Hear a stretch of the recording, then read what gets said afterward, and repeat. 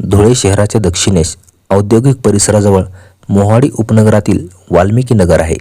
तिथेच लीलाबाई हिरामन सूर्यवंशी राहत होत्या. लीलाबाईचा जन्म गरीब आईवडिलांच्या घरी झाला होता.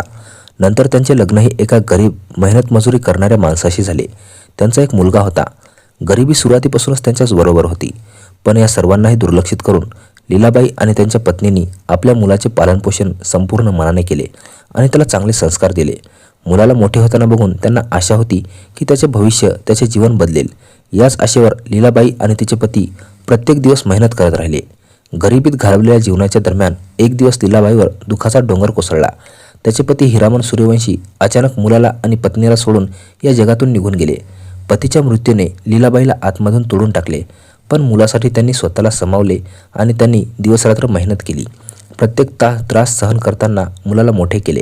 मनात फक्त हीच आशा होती की एक दिवस मुलगा मोठा होऊन त्यांच्या सर्व त्रास दूर करेल आणि त्यांना सुखाचे जीवन देईल. वेळ गेला, मुलगा तरुण झाला, पण नशिबाला काहीतरी वेगळेच मंजूर होते. मुलाने अचानक आत्महत्या केली. ही बातमी लीलाबाईसाठी शेवटचा धक्का होती. आता ती खरोखरच पूर्णपणे एकटी पडली आणि आतून पूर्णपणे तुटली. सतत येणाऱ्या त्रासांनी लीलाबाईला पूर्णपणे थकवले होते. आता तिच्या शरीरात पूर्वीसारखी ताकद शिल्लक नव्हती. मेहनत मजुरी करून पोट भरण्याचीही स्थिती राहिली नव्हती. म्हणून मजबुरीत तिलाही भीक मागावी लागली. भीक मागत असलेल्या लीलाबाईची स्थिती मोहाडीच्या लोकांना चांगली माहीत होती. जन्मापासून आत्तापर्यंत गरिबीत जीवन घालवलेली जवळपास 70 वर्षाची लीलाबाईवर वाईट वेळ पूर्णपणे हावी झाला होता. 14 डिसेंबर 2025चा दिवस होता. सूर्य उगवला होता, पण लीलाबाईच्या घरातून कोणतीही हालचाल दिसली नाही. रोजच्याप्रमाणे पाणी भरण्यासाठी तिला नळापर्यंत जायला हवे होते, पण ती घराबाहेर पडली नाही. शेजाऱ्याने जेव्हा पाणी घेण्यासाठी नळावर गेले तेव्हा पाहिले की पाणी येत आहे. तेव्हा लीलाबाईच्या घरी पोहोचले. आत जाऊन बघितले तर लीलाबाई तिच्या लहानशा घरात बेशुद्ध पडली होती. शेजाऱ्याने तिची अवस्था बघून बाहेर येऊन जोरजोरात ओरडा केला आणि संपूर्ण परिसरातील लोकांना सर्व काही सांगितले. उत्सुकतेने वाल्मिकी नगरातील लोक लीलाबाईच्या घरी पोहोचले आणि तेव्हा त्यांना कळाले की लीलाबाईने जग सोडले आहे. तिथे उपस्थित असलेल्या लोकांनी ही बातमी मोहाडी पोलीस स्टेशनच्या निरीक्षक शिल्पा पाटील यांना दिली. लीलाबाई तिच्या घरात मृत पडल्याची बातमी ज्यावेळी निरीक्षक शिल्पा पाटील यांना मिळाली, त्यांनी त्यांच्या सहकाऱ्यासोबत ताबडतोब वाल्मिकी नगरात पोहोचून घटनास्थळ पाहिले, जिथे लीलाबाई पडली होती. तिथे जमा झालेल्या गर्दीला दूर करून पोलिसांनी पंचनामा केला. लीलाबाई अनेकदा गॅस स्टोव्हवर अन्न शिजवायची. पोलिसांनी घरात गॅस स्टोव्ह बघितला, पण सिलेंडर गायब होता. जरी लीलाबाई अडचणीत राहत होती, तिच्या शेजाऱ्यांशी चांगले संबंध होते. अनेक महिला तिच्या घरी येत राहायच्या. या दरम्यान पोलिसांनी पाहिले की लीलाबाईच्या घरातील काही आवश्यक वस्तू गायब होत्या. पोलिसांनी यालाही गांभीर्याने नोंदवले आणि त्यांच्या पंचनाम्यात नोंदवले.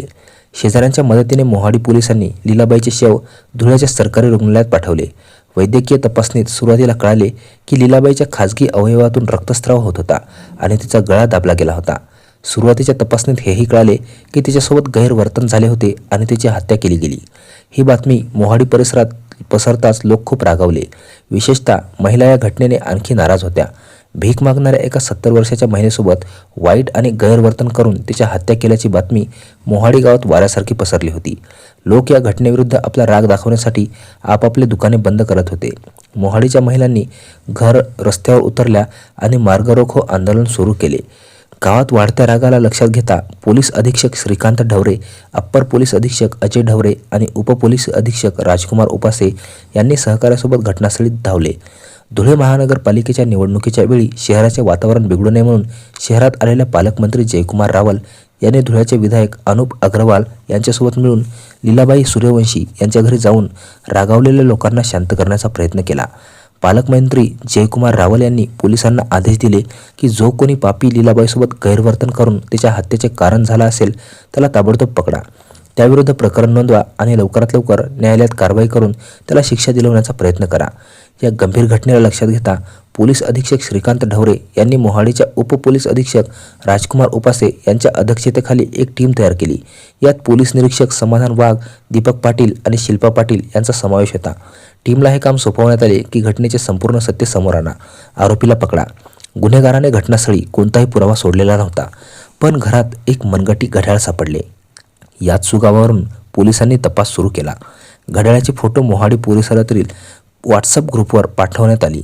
एका गुप्त मुखबिराने ते ओळखले आणि पोलीस निरीक्षक श्रीराम पवार यांना संशयिताची माहिती दिली. संशयित आरोपीच्या घरी आणि त्याच्या येण्याजाण्याच्या ठिकाणी तपासणी घेतली गेली, पण तो तिथे सापडला नाही. नंतर माहिती मिळाली की आरोपी 25 वर्षाचा सागर राजू कोली महबूब सुभानी दर्गाजवळ सुरत बायपास रोडवर आहे. पोलिसांनी फक्त 24 तासात सागर कोली नावाच्या तरुणाला पकडले. सुरुवातीला त्याने टाळाटाळीची उत्तरं दिली आणि अनेक प्रश्न असूनही काहीही सांगितले नाही. पण पोलिसांनी त्याचा विश्वास जिंकून आणि संयमाने चौकशी केल्यानंतर त्याने शेवटी हत्या केल्याचे कबूल केले. चौकशीत सागरने त्याचा गुन्हा कबूल केला. त्याने सांगितले की घटनेच्या रात्री आरोपी त्याच्या घराजवळ राहणाऱ्या लीलाबाई हिरामन सूर्यवंशी यांच्या घरी चोरी करण्यासाठी गेला होता. त्याने घरातील डबे आणि घरगुती गॅस सिलेंडर चोरी करण्याचा प्रयत्न केला. सिलेंडरचे नियामक काढत असताना लीलाबाई जागी झाली आणि जेव्हा तिने विरोध केला तेव्हा गुन्हेगाराने एका तीक्ष्ण साधनाने तिच्या खाजगी अवयवावर हल्ला केला, ज्यामुळे तिचा मृत्यू झाला. स्थानिक गुन्हा शाखेने घटनास्थळी सापडलेल्या एका मनगटी घड्याळाच्या आधारे हत्येचे प्रकरण सोडवले. पोलिसांनी सांगितले की सुरुवातीच्या माहितीनुसार त्याचा उद्देश फक्त चोरी करणे होता आणि पुढील तपासणीत कळाले की आणखी काही होते का नाही. लीलाबाई सूर्यवंशी यांचा खून करणाऱ्या सागर कोळीला पकडल्यानंतर परिसरातील लोकांनी सुटकेचा श्वास घेतला आणि पोलिसांच्या कारवाईचे कौतुक केले. ही घटना फक्त एक हत्या नव्हती, तर समाजाच्या सत्याचे प्रतिबिंब होती, जिथे सर्वात कमकुवत व्यक्ती सर्वात असुरक्षित असते. लीलाबाई आता या जगात नाहीत, पण तिची कहाणी प्रत्येकाला विचार करायला भाग पाडते की शेवटी वेळ, गरीब, वृद्ध आणि निराधार लोक अशा त्रासाला सहन करत राहतील. शेवटी मृत्यू एक इशारा आहे आणि मानवतेला जिवंत ठेवण्याची जबाबदारी आपल्या सर्वांची आहे. समाजात सर्वात कमकुवत, गरीब आणि एकट्या लोकांची सुरक्षा आपली सामूहिक जबाबदारी आहे. फक्त पोलीस किंवा सरकारवर सोपवून देणं पुरेसं नसतं. मोहल्ला आणि समाज जर वेळीच जागा राहिला, सजग राहिला, तर अनेक जीवन वाचवता येऊ शकतात. लीलाबाईचे जीवन सांगते की मेहनत, प्रामाणिकपणा नेहमीच माणसाला बलवान बनवतात, पण शेवटी वेळी साथ आणि सुरक्षा हे सर्वात महत्त्वाचं असतं. वृद्ध, निराधार आणि गरजू लोकांबद्दल संवेदनशील असणे हेच खरे मानवतेचे लक्षण आहे. सर्वात मोठे शिक्षण हेच आहे की जर आपण एकमेकांची काळजी घेतली तर अशा दुःखद घटना टाळता येऊ शकतात. आमचे उद्दिष्ट हेच आहे की लोक या घटनांपासून शिक्षण घेतील आणि चुकीच्या मार्गावर चालणे टाळतील. ही कथा एक महत्त्वाचा इशारा आहे, जी आपल्याला सांगते की आयुष्यात योग्य निर्णय घेणे किती आवश्यक आहे. आपण सर्वांनी मिळून एक चांगला समाज निर्माण करण्याचा प्रयत्न केला पाहिजे, जिथे प्रेम आणि प्रामाणिकपणाला महत्त्व असेल. अशाच खऱ्या घटना आणि त्यातून मिळालेल्या संदेशासह पुन्हा भेटूयात. तोपर्यंत सुरक्षित राहा, सावध राहा आणि लक्षात ठेवा की प्रत्येक पाऊल विचार करून उचलावे. मित्रांनो, ही कथा आवडली असेल तर आपल्या चॅनलला लाईक करा, सबस्क्राईब करा, शेअर करा, जेणेकरून लवकरात लवकर आपले 70,000 सबस्क्रायबर पूर्ण होतील. आणि तुम्ही हा व्हिडिओ कुठून बघत आहात हे पण कमेंट सेक्शनमध्ये सांगा. धन्यवाद.